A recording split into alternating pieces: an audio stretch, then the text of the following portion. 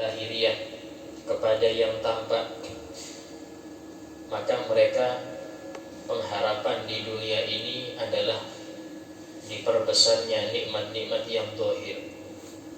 Karena itulah kita perhatikan para salafun saleh, para ulama-ulama, maka mereka ketika diberi pilihan hidup nyaman apa hidup gak nyaman, mereka lebih memilih hidup yang gak nyaman, sempit di dalam urusan makanan.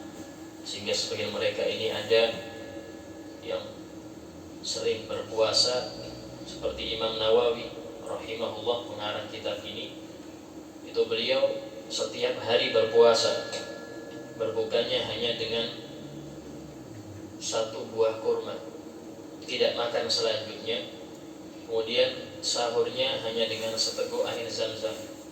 Itu beliau lakukan sampai akhir hayat, yaitu sering berpuasa dengan hanya makan kurma untuk berbuka, kemudian ketika di waktu sahur hanya seteguk daripada air zam-zam. Apa tujuannya? Tujuannya agar diperbesar nikmat yang batin. Karena rezeki dari Allah Ta'ala setiap hari tidak berkurang untuk seorang hamba.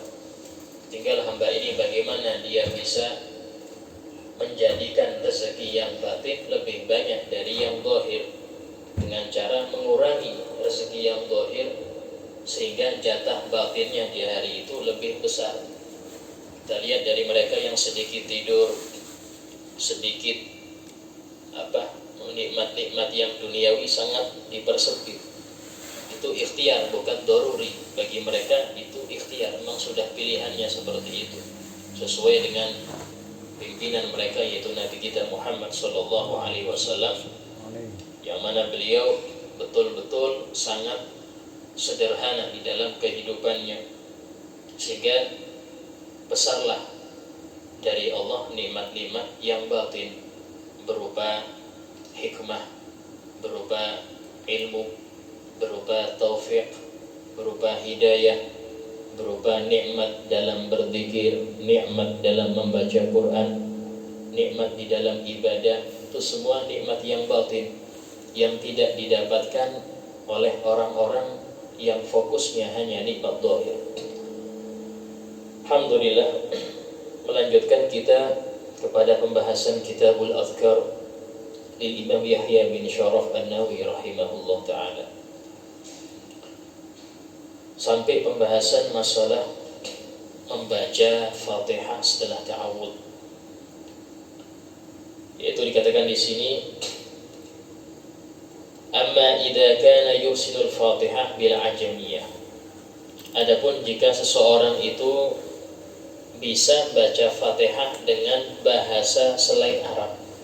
Contoh, dia ngerti bahasa Indonesia, artinya ngerti, dia hafal, atau dia bisa baca Fatihah tapi bukan bahasa Arab, artinya dia bisa, ya, mau bahasa Indonesia, mau bahasa Inggris, dia mengerti dengan bahasa selain Arab untuk baca Fatihah ini. Wala yuhsinuha bil Arabiyyah, dan dia tidak mampu membaca Fatihah dengan bahasa Arab, maka hukumnya bagaimana? La yajuzu lahu qira'atuha bil ajamiyah, tidak boleh membaca Fatihah dengan bahasa selain Arab. Artinya tidak boleh dengan bahasa Indonesia, bahasa Inggris, bahasa daerah, tidak boleh. Kenapa? Dikarenakan mukjizatnya Al-Quran itu di dalam fasahahnya, kefasihannya, dan kefasihannya itu terletak di dalam bahasa Arabnya. Sehingga kalau membaca Quran hanya dengan terjemahnya, maka hilang mukjizatnya. Dari sini para ulama mengatakan makruh kita ini membaca ayat tapi langsung terjemah. Itu sering biasanya dalam khutbah atau dalam ceramah langsung artinya, itu makruh. Kenapa? Karena mukjizatnya Quran hilang. Karena biasanya itu bukan dalam terjemahnya, tapi dalam bahasa Arabnya tadi itu. Dari sinilah mengapa khusus Al-Quran itu Allah jaga sampai hari kiamat. dengan cara Allah memudahkan bagi orang-orang yang ingin menghafalnya di dalam penghafalannya. Sehingga berkali-kali dalam Al-Quran Allah berfirman, walaqad yassarnal Qur'ana lidzikri fahal min muddakir, dan sungguh kami mudahkan Al-Quran ini untuk diingat, apakah ada yang mau mengingat? Itu beberapa kali Allah sebutkan, walaqad yassarnal Qur'ana lidzikri fahal min muddakir, sudah telah kami mudahkan Al-Quran ini untuk dihafal, apakah ada yang mau mengingatnya? Nah, kenapa? Karena memang itu bentuk daripada penjagaan Allah akan Al-Quran. Beda dengan kitab-kitab selain Al-Quran. Maka tulisan-tulisan selain Al-Quran, Taurat, Injil, itu diserahkan, dipasrahkan kepada para ulama di zaman itu. Sehingga tergantung ulamanya. Ya, sebagian besar mereka bahkan merubah isi daripada Taurat, isi daripada Injil. Sehingga kalau kita memerhatikan sejarah Injil, itu ada perjanjian lama, perjanjian baru. Kalau enggak relevan dengan zaman, diganti oleh para pendeta itu sering demikian. Bahkan sifat-sifat Nabi yang terdapat di dalam Taurat itu banyak dibuang oleh ulama Yahudi. Disebutkan di dalam Ghibah, itu ucapan daripada Ka'bul Ahbar, ya. Al-Haditsus Tsani an Atha bin Yasar an Ka'bil Ahbar qala 'allamani Abi Taurat. Ka'bil Ahbar ini pendeta Yahudi, dia mengatakan, ayahku ini ngajari aku Taurat semua, illa sifran wahida, kecuali satu halaman, kana yakhtimuhu bidkhulus sunduk, dia simpen ditaruh di kotak. Aku ngerti ini ada sobekan, kok enggak sesuai, halamannya enggak sesuai, berarti ada yang kurang. Falamma mata abi, ketika ayahku meninggal, fatahtu, aku buka itu kotak dia yang dia simpan, di situ ada lembaran Taurat. Fa idza fihi nabiyyun yakhruju akhir zaman. Isinya di situ adalah kabar tentang nabi yang keluar di akhir zaman. Maulidu bi Makkah, lahirnya di Makkah. Hijratu bil Madinah, hijrahnya ke Madinah. Sebutkan semua. Wa sultanu bi Syam, nanti sampai kerajaan Rasul ini sampai ke Syam. Itu sebutkan sampai sifat-sifat para sahabatnya, para pengikutnya, sebutkan semua. Itu sebutkan dalam Maulid Diba lengkap. Nah, ini menandakan apa? Menandakan bahwasanya kitab selain Al-Quran itu diserahkan, dipasrahkan penjaganya kepada para ulamanya. Ulamanya amanah, maka akan aman. Tapi ketika ulamanya gak amanah, ketika mereka lebih mementingkan kehidupan dunia daripada ukhrawi, maka banyak yang dirubah, disimpan banyak. Nah, ini yang mengakibatkan tidak relevannya kitab-kitab selain Al-Quran hingga saat ini. Sehingga kita meyakini Injil itu pernah turun kepada Nabi Isa, Taurat turun kepada Nabi Musa, yakini. Tapi apakah sekarang sama? Beda. Injil sekarang sudah banyak berubah, tidak sesuai dengan yang diturunkan kepada Nabi Isa. Taurat sekarang yang dipegang oleh orang Yahudi namanya Talmud. Jadi namanya bukan Taurat sekarang, Talmud, kitab suci mereka. Itu sudah banyak perubahan, sudah banyak perubahan. Nah, sehingga seseorang yang dia ini tidak bisa membaca bahasa Arab, baca Quran dengan bahasa Arab, bisanya cuma terjemah, maka dikatakan nggak boleh dia baca dengan terjemah, nggak boleh. Bal huwa ajiz, tapi dia dianggap lemah. Ini berarti dia nggak bisa baca Fatihah dianggap.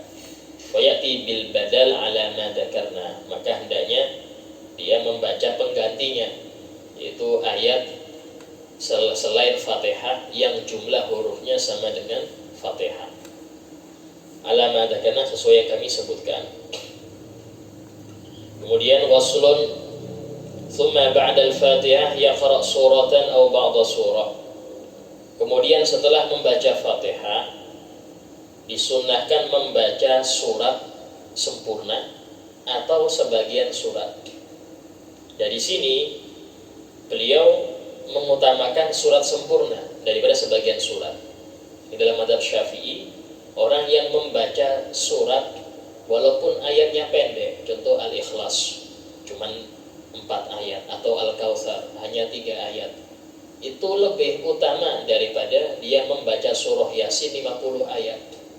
Surah Yasin kan 80 lebih, dia baca 50 ayat dalam satu rakaat. sama satu fulan membaca Al-Ikhlas tapi full lengkap. Nah, gini, mana yang sempurna? Yang utama siapa? Yang utama yang surat sempurna daripada potongan surat walaupun banyak. Cuman ini dalam hal kualitas, ya. Tapi kuantitas pahala jelas, semakin banyak ayat yang dibaca semakin besar pahala. Ini beda antara kualitas dan kuantitas.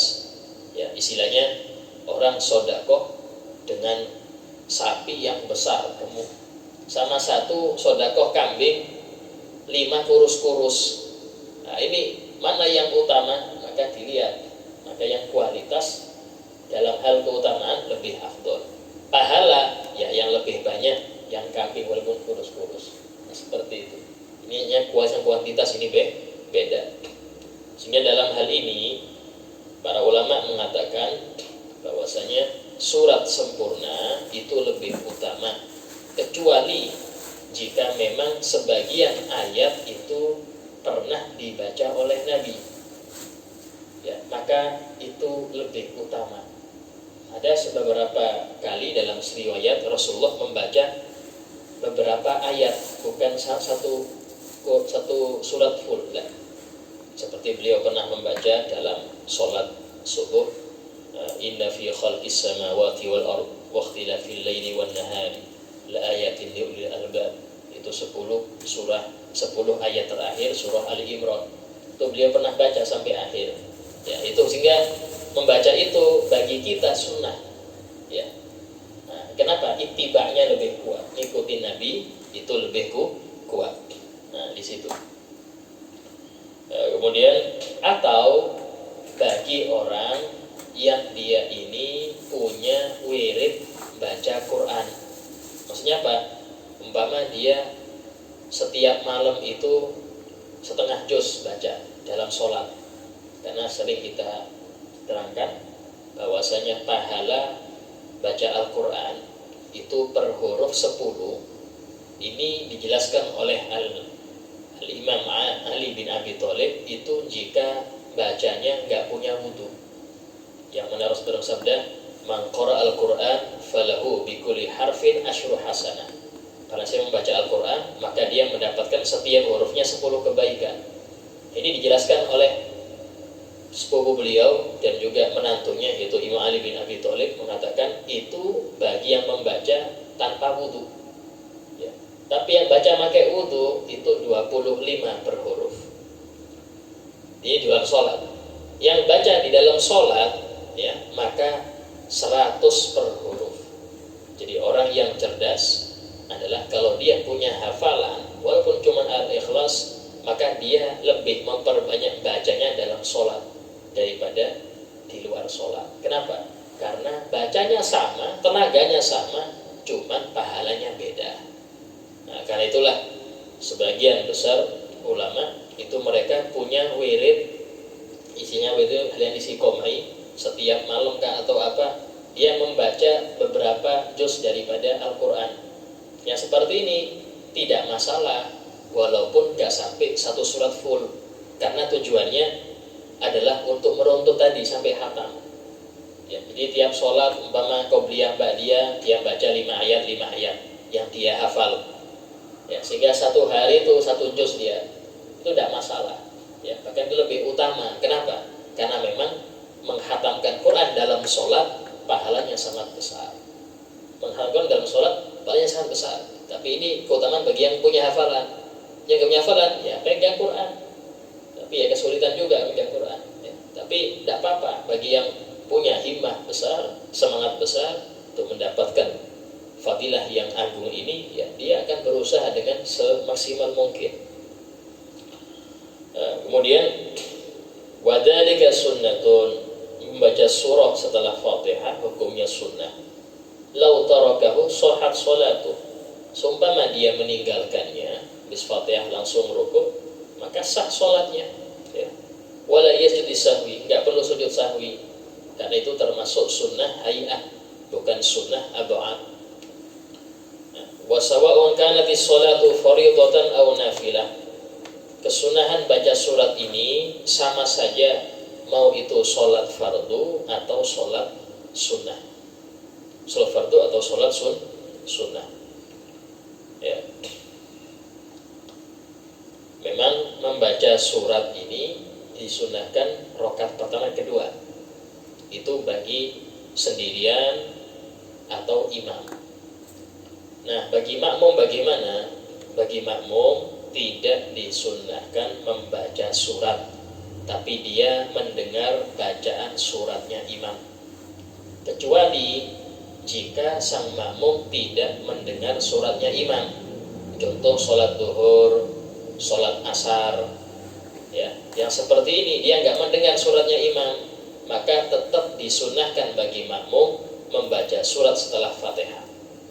Bahkan kalau itu sholat maghrib atau isya atau subuh, yang mana sang makmum tidak mendengar bacaan suratnya imam, maka makmum tetap disunnahkan membaca surat walaupun itu sholat jahriyah. Bahkan juga bagi makmum di rakaat ketiga atau rakaat keempat, ketika dia selesai baca Fatihah dan imam belum rukuk, tetap makmum disunnahkan membaca surat. Kenapa? Karena sering kita sampaikan, dalam sholat tidak boleh nganggur. Apa itu nganggur? Anda gak baca dan gak dengar, itu nganggur. Kalau sudah nganggur, terbuka pintu untuk godaan syaitan. Kalau sudah nganggur kita mendiam, diam, gak dengar bacaan imam, juga Anda gak baca, maka membuka peluang syaitan menggoda Anda. Karena itulah makmum ketika dia selesai Fatihah rakaat ketiga, imam belum rukuk, langsung baca surat. Satu surat hatam tambahi lagi. Tengah-tengah surat imam rukuk, langsung rukuk. Gak usah dilanjutkan suratnya.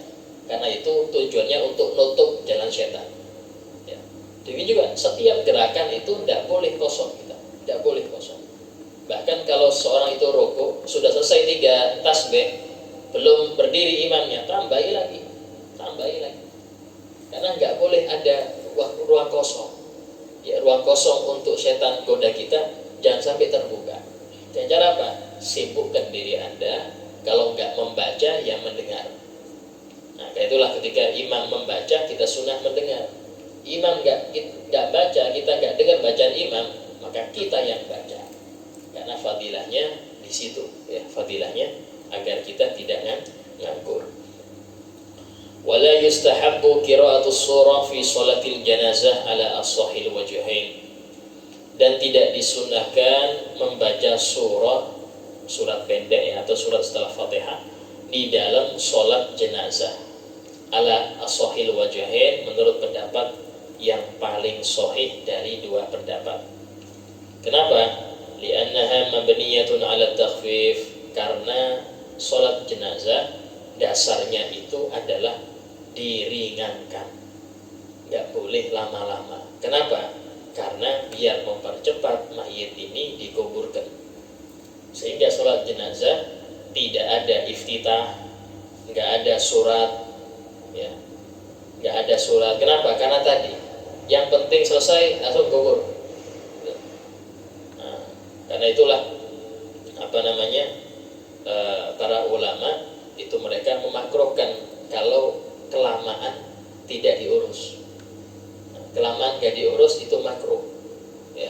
Termasuk ngurus ini diantaranya memandikan, ya. Memandikan itu usahakan kalau sudah dipastikan mayit ini sudah wafat, dipastikan meninggal, ya, contoh ini sudah gak gerak lagi, detak jantung gak ada, ya, sudah dipastikan, maka dianjurkan cepat-cepat dimandikan. Jangan sampai nunggu besok. Ini sebagian orang nunggu besok karena seperti besok, jadi besok dimandikan. Ini hukumnya tidak disunnahkan. Ya, walaupun boleh, seperti bolehnya yang disunnahkan. Kenapa demikian? Karena kalau mayat sudah dimandikan, berarti kapanpun disolati bisa. Nah, seseorang yang nggak sempat hadir besok, umpama dia takziah sore atau malam, dia takziah, gak sempat besok nyolati, dia bisa nyolati di rumah, lagi sendiri dia bisa. Oh, saya ke kantor atau saya ke pasar besok, gak bisa hadir nyolati di situ. Kenapa? Sudah siap untuk disolati. Tapi kalau belum dimandikan, ya bisa cuma tahlil saja kita. dapat pahala 1 gunung Uhud? Nggak dapat. Sedangkan orang nyolati jenazah dapat 1 gunung Uhud pahala. Dan dia kalau nyolati plus nguburkannya dapat 2 gunung Uhud. Kirot 2 gunung Uhud. Nah, sehingga untuk memperbanyak yang nyolatin mayit ini hendaknya dimandikan secepatnya, sehingga yang takziah ini umpama nggak bisa hadir besok, dia bisa nyolati, sehingga banyak yang nyolati dia. Nah itu dianjurkan ya. Nah, adapun Ustaz nanti ya apa kalau besok umpama darah keluar, dia tutupin. Dan keluarnya najis dari mayit tidak perlu mengulang mandi. Keluarnya najis dari mayit tidak perlu mengulang mandi, tidak perlu. Cukup dibersihkan, selesai. Ya, karena memang intinya mempercepat mayit ini sangat dianjurkan. Bahkan dalam sholat pun demikian. Nah, kemudian bagaimana jika makmum ini sudah baca Fatihah, ya, sholat jenazah ini, imam takbir, Allahu Akbar, dia takbir juga, baca Fatihah. Sang makmum selesai, imam belum takbir. Kita selesai sudah Fatihahnya, imam belum takbir. Nah terus kan nganggur gak boleh Ustaz. Nganggur itu kan gak dianjurkan. Terus baca apa saya? Nah ketika Anda selesai Fatihah, karena sholat jenazah ini intinya mendoakan mayit, maka perbanyak doa, bukan dengan baca surat. Jadi walaupun rokaat takbir pertama habis Fatihah kita selesai sudah, imam belum takbir kedua, kita baca doa untuk mayit. Allahumma ighfir lahu warhamhu wa'afihi wa'fu. Terus ulangi terus itu. Sampai imam takbir lagi. Baca sholawat. Kita selesai sholawat, imam belum takbir ketiga, doa lagi. Allahumma ighfir lahu warhamhu wa'afihi wa'fu. Terus imam takbir ketiga, nah terus lagi. Terus seperti itu. Ya, sehingga tidak ada waktu kosong kita nganggur dalam sholat. Ini perbedaannya. Kalau dalam sholat selain jenazah, sholat biasa, imam belum rukuk, kita sudah selesai Fatihah, maka kita baca surat, diperbanyak. Tapi kalau sholat jenazah, enggak. Kalau sholat jenazah, kita selesai Fatihah, imam belum takbir, kita memperbanyak doa. Summa huwa bil khiyar in syaa qara'a suratan wa in syaa qara'a ba'd suratin. Kemudian orang yang habis baca Fatihah, ya, itu boleh milih dia kalau ingin membaca surat sempurna, wa in syaa, dan kalau pengen juga membaca sebagian surat, sehingga boleh surat full boleh, sebagian boleh, ya. Wa suratul qasirah afdal min qadriha minat tawilah. Imam Nawawi mengatakan surat pendek tapi full, ya, itu lebih utama daripada surat panjang tapi yang dibaca sebagian dan kadarnya sama dengan yang pendek. Contoh, kita membaca surat Al-Ikhlas 4 ayat, sama satunya membaca Al-Baqarah tapi 4 ayat juga.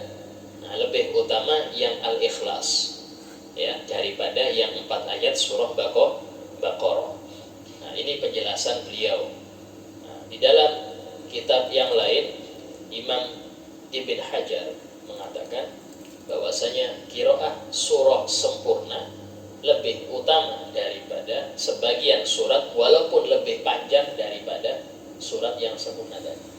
Walaupun di sini beliau nggak jelaskan itu, beliau hanya menjelaskan kalau surat yang sempurna lebih utama daripada sebagian surat, tapi dengan syarat jumlah ayatnya sama dengan yang sempurna tadi. Ini penjelasan Imam Nawawi. Wa yustahabbu an yaqra'a as-surah ala tartibil mushaf. Nah, di antara kesunahan, disunahkan membaca surat menurut urutan mushaf. Kalau habis Al-Kafirun, Al-Ikhlas, atau di bawahnya tidak apa-apa. Yang penting jangan sampai ke atasnya. Ya, istilahnya ke bawah itu tidak apa-apa. Contoh, Kita habis alam nasroh, Pak. Habis alam nasroh baca inna anzalna, tidak apa-apa karena dia urutannya ke bawah. Jika habis alam nasroh Anda baca ad-duha, nah ini nggak dapat sunnah urut, ya. Atau dia habis baca ad-duha baca wal laili, berarti naik ke atas, nggak dapat sunnah untuk urut ini, nggak dapat. Tapi kalau habis dia baca wal laili, wal laili yaghsha, langsung al-ikhlas dia, tidak apa-apa karena bawahnya. Jadi urut di sini maksudnya tidak harus, tidak, tapi yang penting setelahnya dia, ya, setelahnya, bukan balik mundur. Fayaqra'u fi tsaniyah suratan ba'da suratil ula. Sehingga di rakaat yang kedua dia membaca surat setelah surat yang pertama. Ini yang paling utama seperti itu. Wa takunu taliha, sehingga surat itu jatuh setelah surat yang pertama tadi. Falau khalafa hada jaza, kalau dia berbeda dengan aturan ini, jaza, dibolehkan. Nah, jaza di sini maksudnya apa? Khilaful aula, menyalahi yang sunnah. Enggak sampai makruh, ya, enggak sampai makruh, tapi menyalahi yang sunnah. Kemudian wasunnah an takuna surah badal Fatihah, dan yang disunnahkan itu baca surat itu setelah Fatihah. Kenapa? Karena dahulukan wajib daripada yang sunnah. Nah, orang kalau dia punya utang jatuh tempo, maka jangan sodako. Kenapa? Bayar utang wajib, sodako sunnah, ya. Ya, seperti itu. Nah, istilahnya dahulukan yang wajib. Itulah ada orang tanya pada kita, Ustaz, ada dua majelis, satu majelis ilmu, satu majelis sholawat, mana yang saya hadiri? Maka kita bilang, Anda sudah ngerti nggak urusan ilmu? Belum ngerti, majelis ilmu lebih wajib, majelis sholawat sunnah, ya. Sebagian dari kita giat urusan hadir majelis isi gosah hadir, majelis ilmu nggak hadir, padahal ini yang wajib. Sementara majelis sholawat itu masya Allah, tapi dia derajatnya sunnah. Hadir nggak apa-apa, nggak hadir lebih baik, nggak hadir nggak apa-apa. Tapi yang majelis ilmu wajib. Kenapa? Karena thalabul ilmi fardhatun ala kulli muslim. Ya, ilmu hukumnya wajib atas setiap muslim. Nah, di sini falau qara'a qabla Fatihah, seumpama dia membaca surat sebelum Fatihah. Ini ada-ada aja ini. Ya, dia baca surat dulu baru Fatihah. Tapi ini selain makmum, ya. Kalau makmum tidak bisa karena dia dahulukan dulu, khawatir imam rukuk dia belum selesai Fatihah, nggak boleh rukuk. Nah, ini kalau salat sendirian, dia membaca surat dulu baru Fatihah, lam tuhsab lahu qiraatus surah, maka suratnya tadi nggak dianggap, pahalanya nggak ada. Ya, maksudnya pahalanya dapat sunnah baca surat nggak dapat dia, sehingga tetap disunnahkan habis Fatihah membaca surat lagi. Ustaz, saya tadi sebelum Fatihah baca Al-Ikhlas, ya sudah, habis baca Fatihah baca lagi, karena Al-Ikhlas tadi itu nggak dianggap sebagai sunnah. Nah itu, cuman pahala dapat, pahala baca surat dapat, per huruf itu dapat ya. Tapi sunnah baca surat di dalam sholat nggak dapat.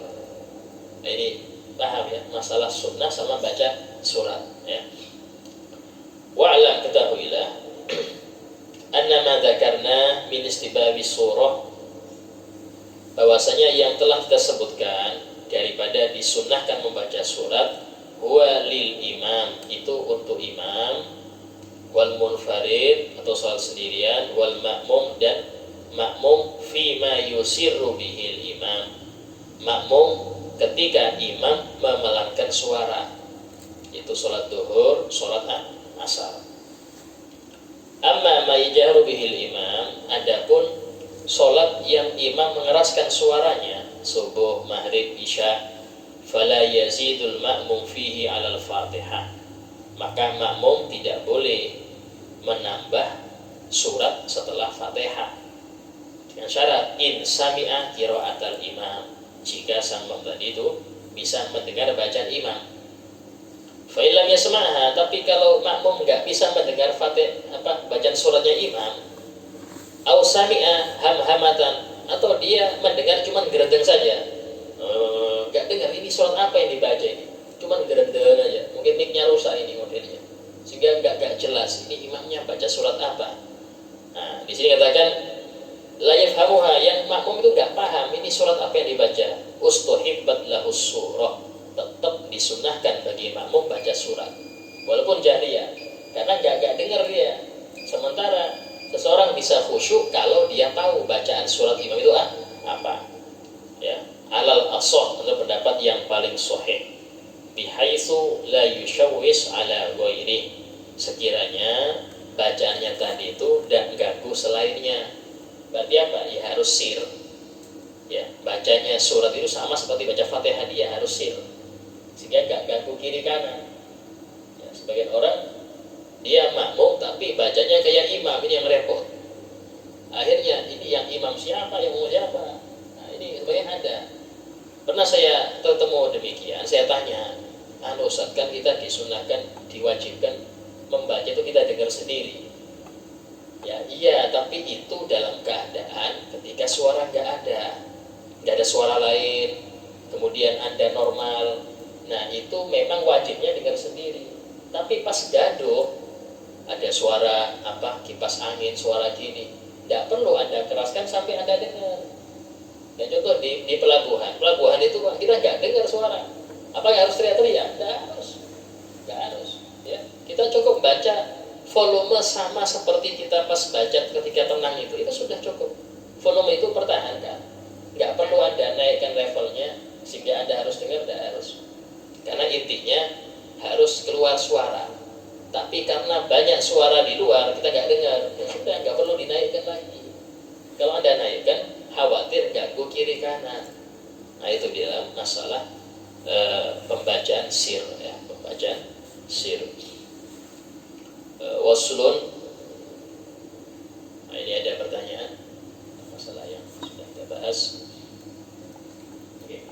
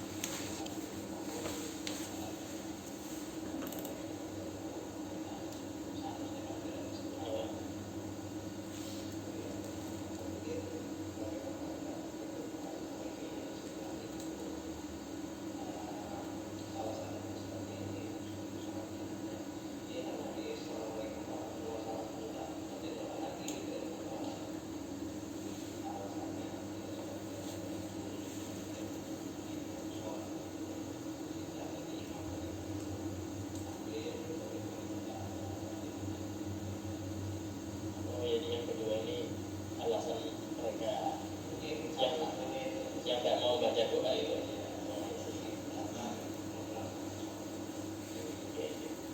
Ya. Yang pertama, untuk mengurutkan nggak sesuai dengan aturan itu nggak sampai makruh tapi khilaful aula, istilahnya melanggar sunnah, ya. Melanggar sunnah. Walaupun di sini Imam Nawawi mengatakan jaza, boleh di sini, bukan berarti boleh sunnah, enggak, tapi dia boleh di sini, yaitu nggak sesuai dengan sunnah, tapi nggak sampai makruh. Nah terus yang kedua, sebagian orang yang nggak mau berdoa setelah sholat jenazah itu alasannya bukan karena, yang saya pahami ya, karena kalau misalnya kaum sebelah lah, itu mereka karena tidak meyakini manfaatnya doa yang hidup untuk yang mati. Itu aja intinya. Nah, kalau dibilang sholat jenazah, mereka nggak bisa jawab. Kalau dibilang itu nggak ada manfaatnya, maka nggak mungkin ada syarat sholat jenazah. Nah, sholat jenazah ini untuk doakan yang mati, dan termasuk rukun sholat jenazah mendoakan mayit. Nah, kalau doa untuk yang meninggal ini nggak sampai, nggak mungkin ada syarat sholat jenazah. Cuma mereka kadang-kadang tetap sholat jenazah tapi nggak mau doakan. Nah, yang seperti ini tidak bisa jadikan alasan doa itu nggak sampai ya. Tetap walaupun mereka tidak mau membuka terus terang bahwasanya ini karena akidah mereka yang rusak, tidak mau terus terang ya. Contoh mereka tidak mau misalnya tahlil ini itu karena mereka meyakini yang sudah mati selesai, nggak ada alam barzah, nggak ada ini. Nah, sementara itu melanggar daripada akidah Ahlussunnah wal Jamaah. Insyaallah untuk pembahasan selanjutnya tentang masalah surat-surat yang disunnahkan di dalam sholat itu apa saja, akan kita bahas pada pertemuan yang akan datang. Fadilah habibina wa syafina wa qurratu